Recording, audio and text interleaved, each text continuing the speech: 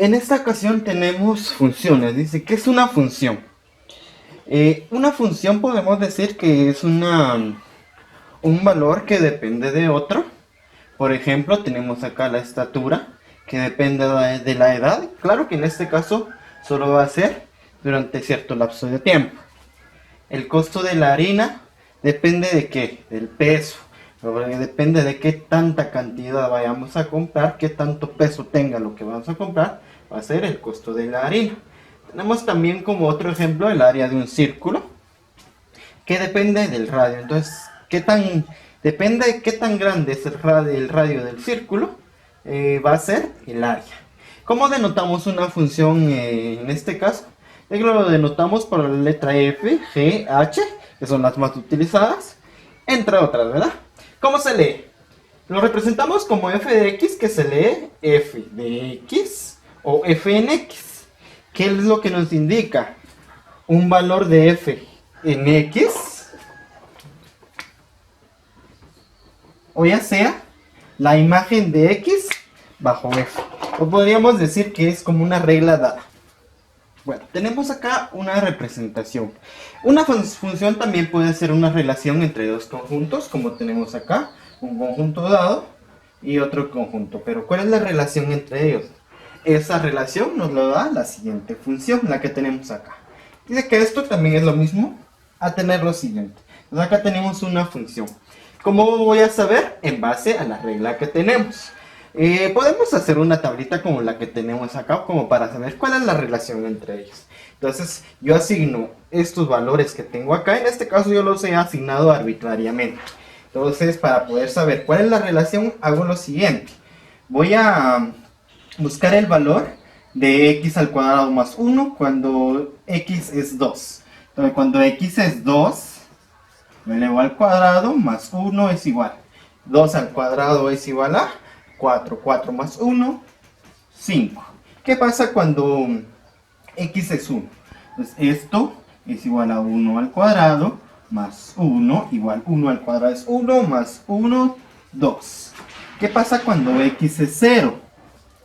Al cuadrado más 1 igual a 0 al cuadrado es 0 más 1, 1. ¿Qué pasa cuando es menos 1?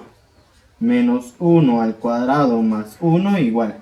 Menos 1 al cuadrado es igual a 1 positivo, porque es cuando saco la potencia, entonces multiplico menos 1 por menos 1, menos y menos me da más. Entonces 1 más 1 es igual a 2.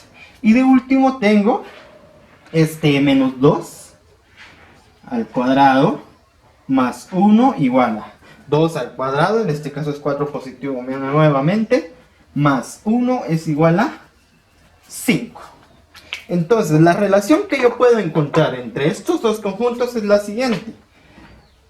Cuando x es uno de estos datos que tengo acá, y va a ser, por ejemplo, cuando es 2, va a ser 5. Cuando es 1 va a ser 2. Cuando es 0 va a ser 1. Y notemos que cuando es 1, cuando es menos 1, va a ser 2 nuevamente. Cuando es menos 2 va a ser 5 nuevamente.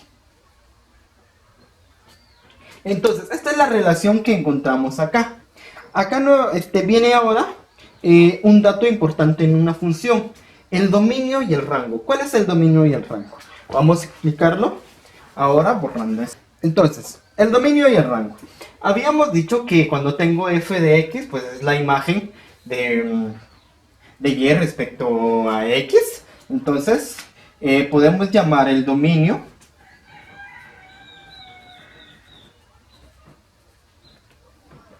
a los datos que tengo en x, que en este caso es, que va desde el 2 hasta el menos 2 en este caso. Ahora vamos a colocar completo acá. Dominio está desde el 2, 1, desde el menos 2, menos 1, 0, 1, 2. En este caso, este es mi dominio. ¿Cuál es el rango? Rango. El rango pues son los datos que salen respecto a mi dominio.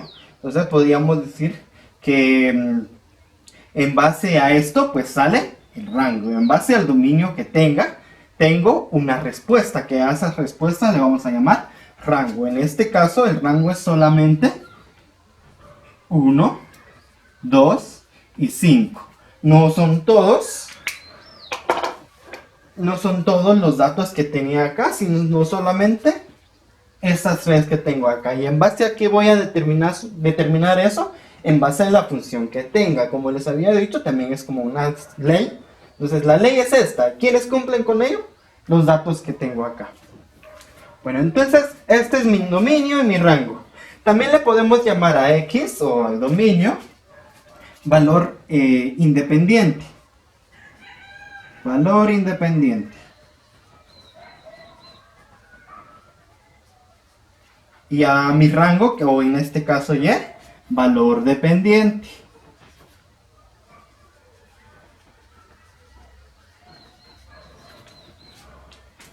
¿Por qué valor independiente? Porque, como habíamos dicho, en este caso, pues yo asigné arbitrariamente estos datos. Y de ahí, pues, el valor dependiente, ¿por qué? Porque depende de estos datos que yo tenía acá. Claro que cuando ya tengamos otras funciones, ya depende del tipo de función que tenga. Y eso es lo que va a determinar mi dominio, o en este caso, mi valor dependiente. Vamos a ver un par de ejemplos más.